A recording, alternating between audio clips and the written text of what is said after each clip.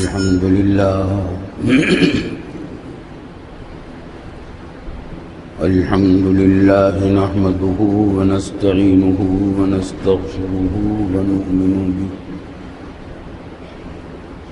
ونؤمن به ونتوكل عليه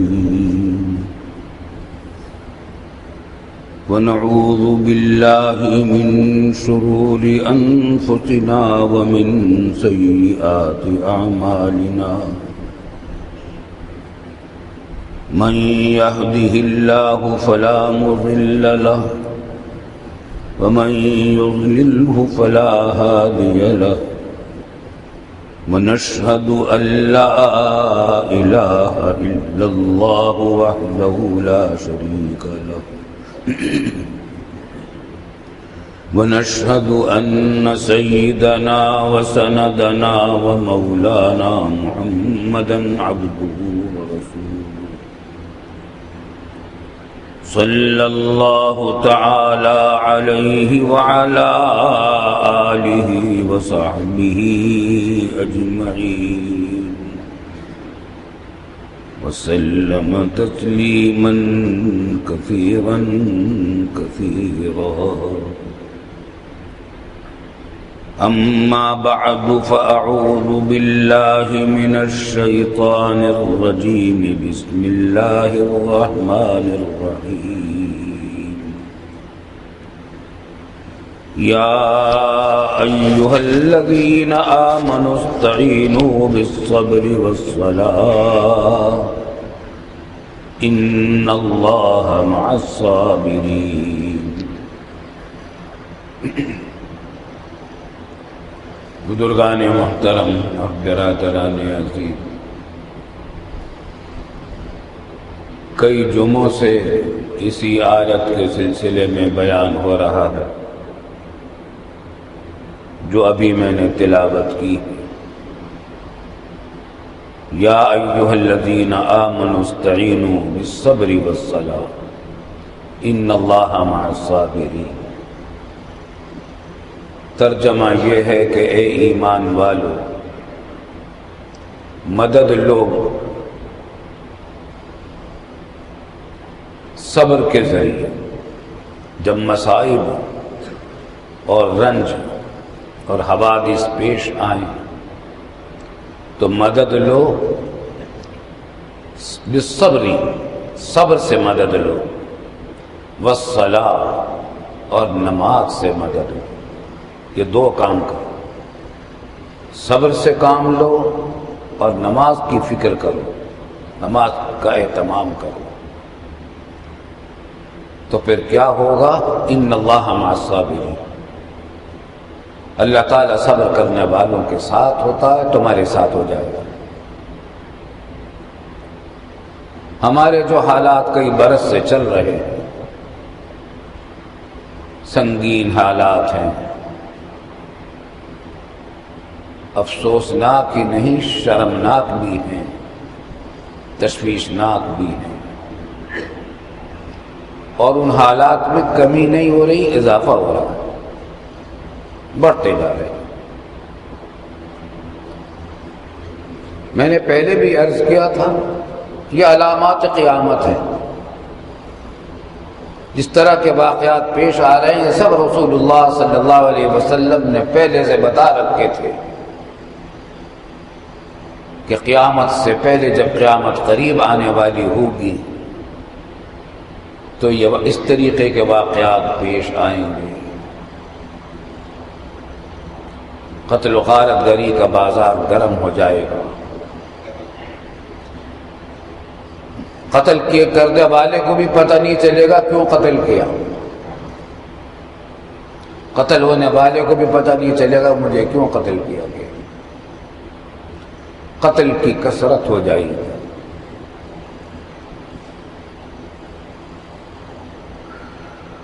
فحاشی اور عریانی کا دورہ ہوگا،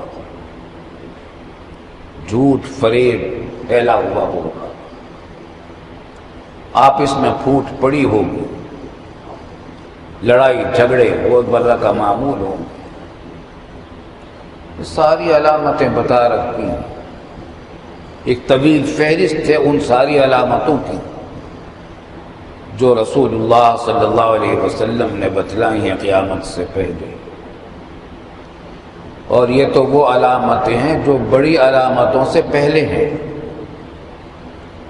بڑی علامتوں کا آغاز ہوگا امام مہدی کے ظہور سے.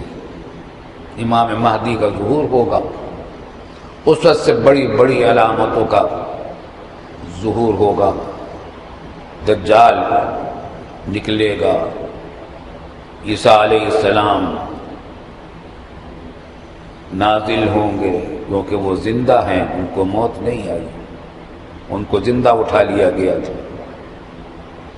یاجوج ماجوج کا ظہور ہوگا پوری دنیا پر، ان کا تقریباً پوری دنیا پر قبضہ ہوگا، فساد پھیلائیں گے. پھر ان سب کو موت آئی. پھر عیسیٰ علیہ السلام کے زمانے میں امن و امان، چین سکون ہوگا. عیسیٰ علیہ السلام یاجوج ماجوج سے بھی پہلے یہ واقعہ ہوگا کہ دجال کو قتل کریں گے.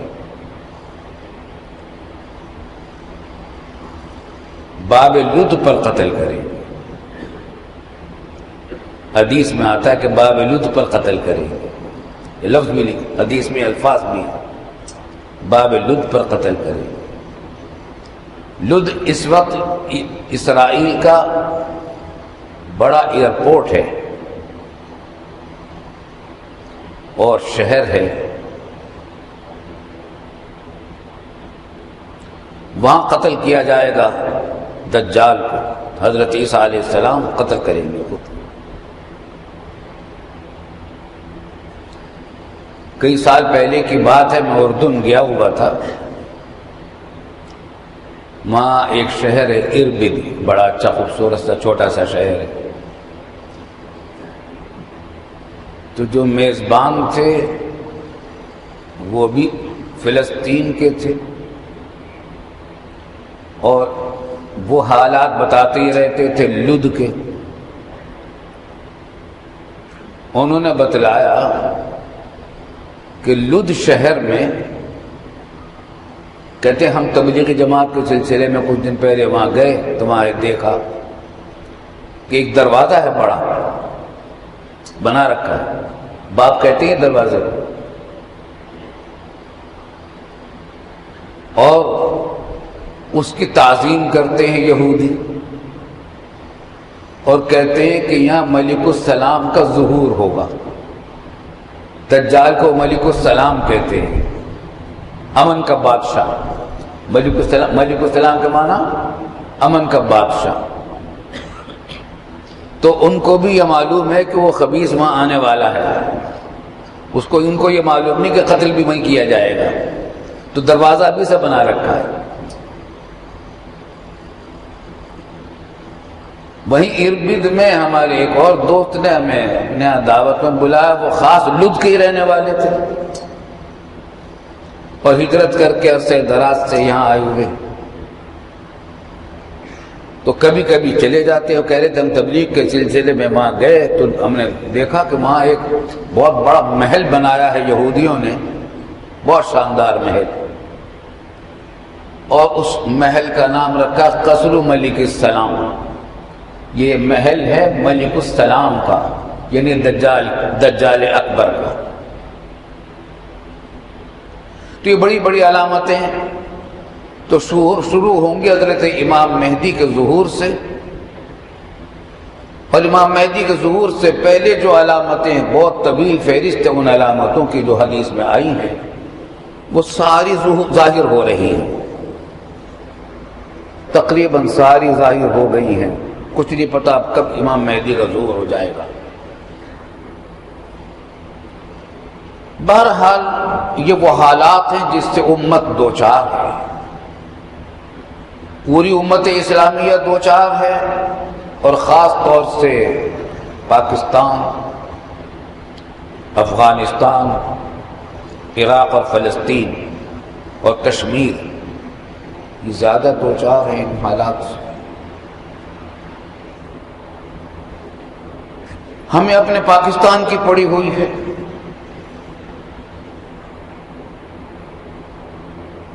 تو میں کہہ رہا تھا کہ واقعات تو یہ پیش آنے ہیں، آئیں گے، ان کو آپ روک نہیں سکتے، تقدیر بھی لکھے ہوئے، یہ دعاؤں سے بھی نہیں ہٹیں گے، واقعات تو پیش آئیں گے، لیکن ان واقعات میں کا نشانہ ہم بنے،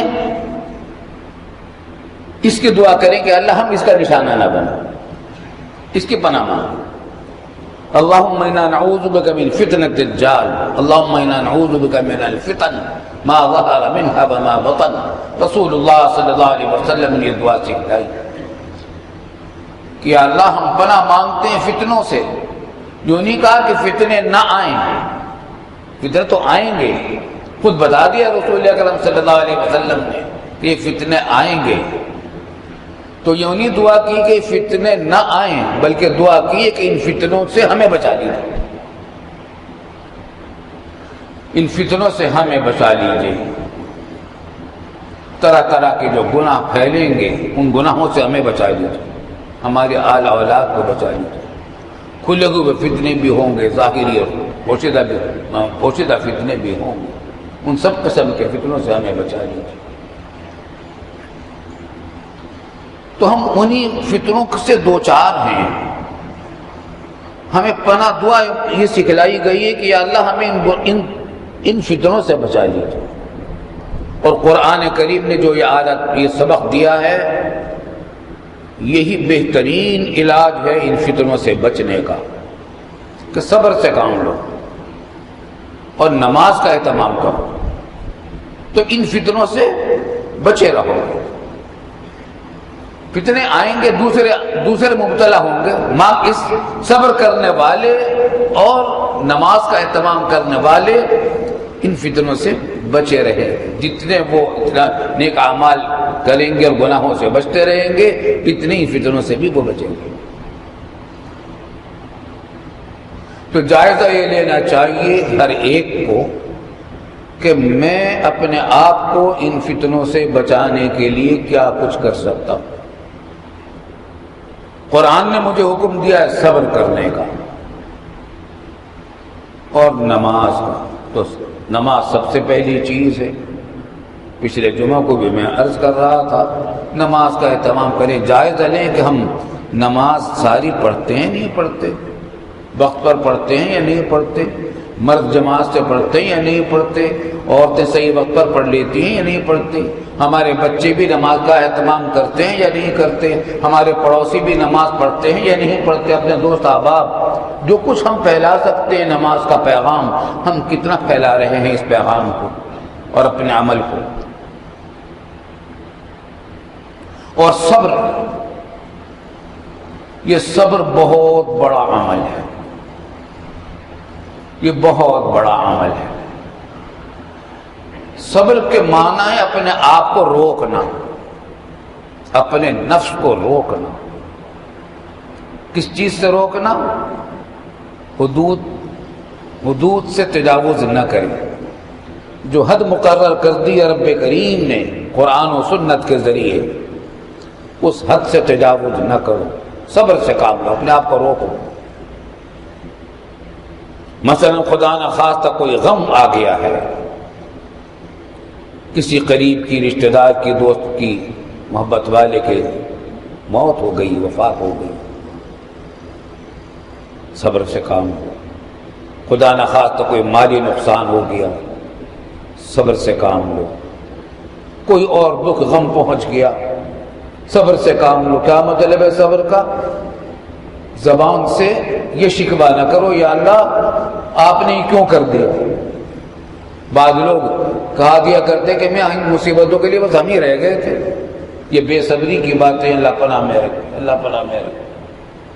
اللہ سے شکوہ نہ کریں اور چیخیں چلائیں نہیں غم کے اندر جب موت ہو جاتی ہے۔ بعض عورتیں زمانے جاہلیت میں بعض عورتیں کیا بلکہ عام رواج تھا کہ چیخ کر چلا کر اپنے بیان کرتی تھی، گانے کے سے انداز میں اپنے غم کا اظہار کرتی تھی، چیخ چیخ کر چلا کر۔ تو یہ نہ کرے، اس کی سخت ممانعت احادیث میں آئی ہے۔ کپڑے پھاڑتی تھی، سر مونڈ لیتی تھی، چیختی چلاتی تھی، یہ سب حرام ہیں، ناجائز ہیں، تو غم میں جب غم ہو تو ایسے ناجائز کام نہ کریں۔ سوگ کرنے کی اجازت ہے 3 دن تک، 3 دن تک سوگ منانے کی اجازت ہے، اس سے زیادہ سوگ منانے کی اجازت نہیں۔ سوگ میں یہ کہ خوشبو نہ لگائیں، اعلیٰ درجے کے کپڑے نہ پہنیں اور غم کا اظہار کریں، ٹھیک ہے، لیکن حدود کے اندر رہتے ہوئے، چیخ چلا کر نہیں، اللہ کا شکوہ کر کے نہیں۔ ہمارا کوئی عقل نہیں پہنچتا اللہ کا شکوہ کرنے کا، ہمارے گناہ تو اتنے ہیں کہ اس سے بھی زیادہ مصیبتوں کو ہم مول لینے والے اعمال کر رہے ہیں۔ وہ تو کرم ہے اس کا کہ ہمارے بہت سارے گناہوں کو درگزر فرما دیتا ہے، ان کے مصائب سے ہمیں بچا لیتا ہے۔ صبر سے کام لیں غم میں، اور گناہوں کو جی چاہتا ہے، فلاں کی غیبت کرو، فلاں پر بہتان لگا دو، فلاں کا مذاق اڑا دو، فلاں کو ڈانٹ دو، فلاں کو مار دو، فلاں کو لوٹ لو، دل چاہتا ہے۔ چوری کر لو، ڈاکہ ڈالو، نامحرم کو دیکھ لو، نامحرم کو چھو لو، بدکاری کر لو، دل چاہتا ہے۔ ان سب کے سے اپنے آپ کو روکنا ہے، یہ بھی صبر ہے، یہ گناہوں سے صبر ہے۔ پہلا جو صبر تھا وہ غم پر صبر تھا، غم کے اوپر صبر تھا کہ اپنے آپ کو ناجائز کاموں سے روکو، حدود کے اندر رہتے ہوئے غم کا اظہار کر لو، انا للہ و انا الیہ راجعون پڑھ لو، اور اپنا غم کا اظہار بھی کر لو، لیکن حدود کے اندر رہتے ہوئے، جیسے کہ میں نے عرض کیا۔ تو یہ تو تھا غم کے اوپر صبر، اب یہ گناہوں پر صبر، گناہوں سے صبر، گناہوں کو دل چاہتا ہے اس سے اپنے آپ کو روک لو۔ آدمی بے روزگار ہے، پیسے کی تنگی ہے، بلا شبہ ایک مصیبت ہے، لیکن جائز طریقوں سے اس کو حاصل کرنے کی کوشش کرے۔ چوری کرنے کو جی چاہتا ہے اسے روکے، لوٹنے کو جی چاہتا ہے اسے روکے۔ غرض جس گناہ کا بھی تقاضا دل میں پیدا ہوتا ہے اس تقاضے کی مخالفت کرے، اپنے آپ کو اس گناہ میں مبتلا نہ ہونے دے۔ یہ صبر کا دوسرا ہی طریقہ ہے، یہ دوسری قسم صبر کی۔ اور تیسری قسم صبر کی وہ ہے صبر علی الطاعت، فرائض و واجبات کی ادائیگی کے لیے اپنے نفس کو قابو میں رکھو۔ صبح کو آنکھ اٹھنے کو جی نہیں چاہتا، نیند پوری نہیں ہوئی، اللہ کا منادی پکار رہا ہے، حی علی الصلاح حی علی الصلاح حی علی الفلاح حی علی الفلاح، نفس کہتا ہے کہ لیٹے رہو، چلو تھوڑی دیر بعد میں اٹھ جائیں گے، جماعت سے نہ صحیح اکیلے ہی پڑھ لیں گے۔ پھر ضمیر کہتا ہے کہ تم نے جماعت تو چھوڑ دی مگر نماز قضا نہ کر دینا، کہیں آفتاب نکل آئے گا نماز قضا کرنے کا، اچھا اٹھ جائیں گے، چلو ٹھیک ہے نماز اگر قضا بھی ہو گئی تو پڑھ تو لیں گے، تو قضا کر کے پڑھ لیں گے۔ یہ کیا ہے؟ سب نفس بہکاتا ہے، نفس سجاتا ہے یہ باتیں، لیکن نفس کی مخالفت کر کے اپنے آپ کو، نفس کو روکو اس مخالفت سے۔ وہ اللہ اور اس کے رسول کے احکام کی خلاف ورزی پر آمادہ کر رہا ہے، تم اپنے آپ نفس کو اس سے روکے رکھو۔ یہ کام اگر ہم کر لیں گے، سب تو نہیں کریں گے یہ جیسے کہ عام طور سے ہوتا ہے، لیکن ہر شخص اپنی فکر تو کر لے، اپنی ذمہ داری پوری کر لے۔ اپنی ذمہ داری میں یہ بھی ہے کہ اپنے اعمال کو بھی ٹھیک کرے، اور جو لوگ اس کے زیر اثر ہیں، اس کے بیوی بچے ہیں، ان کو ٹھیک کرنے کی مقدور بھر کوشش کرے شرعی حدود میں رہتے ہوئے۔ اور جن دوستوں پر پڑوسیوں پر، جاننے والوں پر امید ہے کہ ہماری بات کا کچھ وہ اثر لے لیں گے، ان تک بھی کلمہ خیر تک پہنچا دیں، حکمت کے ساتھ، خیر خواہی کے ساتھ، اپنی ذمہ داری پوری ہو جائے گی۔ اور پھر اللہ تعالیٰ کے فضل و کرم سے امید ہے کہ ہم ان فتنوں سے، اگر ہمارے یہاں معاشرے میں یہ بات پھیل گئی اور کثرت سے ہونے لگی تو یہ فتنے ٹل جائیں گے، ہمارے سے ٹل جائیں گے، کسی اور جگہ چلے جائیں گے انشاءاللہ۔ اللہ تعالی ہمیں اس کی توفیق دے۔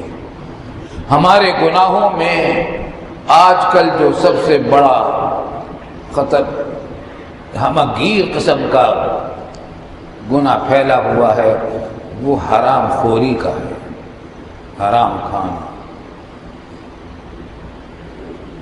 روزی جو لقمہ جو ہم کھا رہے ہیں یہ حلال ہے یا حرام؟ قرآن نے اور حدیث نے حلال بھی بتا دیا، حرام بھی بتا دیا۔ علماء نے ہر ایک کی تشریح و تفصیل کی کتابیں ہر زبان میں تقریباً لکھ دی ہیں۔ ملازمت جو ہم کر رہے ہیں وہ حلال کی کر رہے ہیں یا حرام کی کر رہے ہیں؟ ملازمت بھی کچھ حلال کی کچھ حرام کی۔ اگر سود لینے دینے والے اداروں میں ملازمت کر رہے ہیں، سود کے لین دین کا حساب کتاب لکھ رہے ہیں اور اس کی تنخواہ ملتی ہے تو وہ بھی حرام ہے، اور سود کا لین دین بھی حرام ہے۔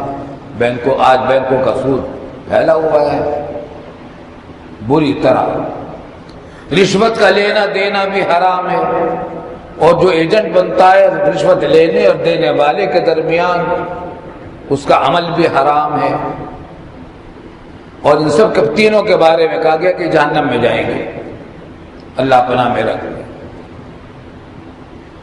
رشوت پھیلی ہوئی ہے، حرام خوری پھیلی ہوئی ہے، تجارت میں مال ناپ تول میں کمی کرنا، یہ بھی انتہائی بڑا کبیرہ گناہوں میں سے ایک کبیرہ گناہ ہے۔ قرآن کریم نے یہ سورت ہی اس آیت سے شروع کی ہے، ویل للمطففین، ہلاکت اور بربادی ہے ان لوگوں کے لیے جو ناپ تول میں کمی کرتے ہیں۔ الذین اذا اکتالوا علی الناس یستوفون، جب خود لے کر وزن ناپ کر کے لینا چاہتے تو چاہتے کہ پورا ملے، وَإِذَا كَالُوهُمْ وَزَنُوهُمْ يُخْسِرُونَ، اور جب ناپ تول کے دیتے ہیں دوسروں کو تو ڈنڈی مارتے ہیں، کمی کرتے ہیں۔ خلاصہ یہ کہ پیسے پورے لیتے ہیں، قیمت پوری لے لیتے ہیں، چیز پوری نہیں دیتے۔ اس کے بارے میں قرآن نے کہا کہ یہ ہلاکت اور بربادی ہے ان لوگوں کے لیے۔ اور ایک تفسیر میں یہ بھی ہے کہ ویل ایک وادی کا نام ہے جہنم کی، وہ اتنی گہری ہے کہ جہنم کے اوپر سے اگر پتھر پھینکا جائے تو وہ تہہ میں 40 سال کے بعد پہنچے گا۔ ایسے لوگوں کو اس میں ڈالا جائے گا جو ناپ تول میں کمی کر رہے ہیں۔ اچھا، پھر ناپ تول میں کمی کرنے کے طریقے بہت ہیں۔ ایک طریقہ تو یہی ہے کہ ناپ تول میں کمی کرنا، ڈنڈی مار دی، لیکن دوسرا طریقہ یہ بھی ہے کہ دودھ میں پانی ملا دیا، کوئی چیز ہے وہ چیز تو دی کم، ملاوٹ کر کے اس کو زیادہ کر دیا۔ دودھ والے نے پیسے پورے لے لیے، دودھ دیا آدھا، باقی دیا پانی ملا کے، تو یہ بھی ناپ تول میں کمی ہے، اور اس کے اندر بھی یہی عذاب قرآن کریم نے بتلایا ہے۔ ناپ تول میں کمی ہی کی ایک قسم یہ ہے کہ آدمی ملازمت کرے اور مزدوری کرے، تنخواہ پوری لے لے، مزدوری پوری لے لے، ڈیوٹی پوری نہ دے، کام چوری کرے، دفتر میں بیٹھا ہے اور اپنا گھر ٹیلی فون کر کے باتیں کر رہا ہے، کام پڑے ہوئے، دوستوں سے ملاقاتیں کر رہا ہے، بیٹھ کر اخبار پڑھ رہا ہے، سیاست پر بحث چلا رہا ہے۔ ہم دوسروں کو برا تو کہتے ہیں اور کفر و شرک کی وجہ سے وہ ہیں بھی برے، لیکن دوسرے ان ممالک میں، مغربی ممالک میں، غیر مسلم ممالک میں آپ جا کر دیکھیں، وہاں کوئی ڈیوٹی میں کوتاہی نہیں کرتا، 5 منٹ تاخیر سے پہنچے تو ملازمت سے برخاست کر دیتے ہیں اس کو، جاؤ یہاں سے، ضرورت نہیں تو بھائی۔ وہاں موبائل اپنے ساتھ جیب میں رکھنے کی اجازت نہیں ہوتی ملازمین کو، موبائل چھوڑ کے آؤ باہر اندر، تاکہ تم بات ہی نہ کر سکو اپنے گھر والوں سے، اپنے دوستوں سے۔ چائے پینے کھانے پینے کا ایک وقت مقرر ہے، اس وقت بریک ہوگا، اس سے پہلے بعد میں نہ کوئی چائے پی سکتا نہ کھانا کھا سکتا، ڈیوٹی گئی۔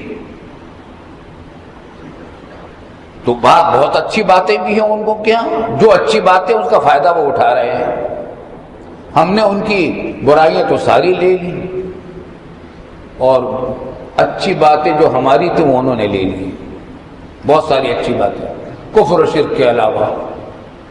لیکن کفر و شرک کا حساب تو آخرت میں ہونے والا ہے۔ جو اعمال انسان کے بندوں کے ساتھ معاملات سے متعلق ہیں ان کے اثرات تو دنیا ہی میں ظاہر ہوں گے۔ کافر اگر وہ اچھا کام کرے گا اس کا فائدہ اٹھائے گا، مومن اگر نہیں کام کرے گا تو نقصان اٹھائے گا، چاہے وہ کتنا بھی نمازی ہو، کتنا بھی روزہ دار ہو۔ تو ہمارے یہاں حرام خوری پھیلی ہوئی ہے، اور اسی حرام خوری کا نتیجہ ہے یہ فتنہ، قتل و غارت گری۔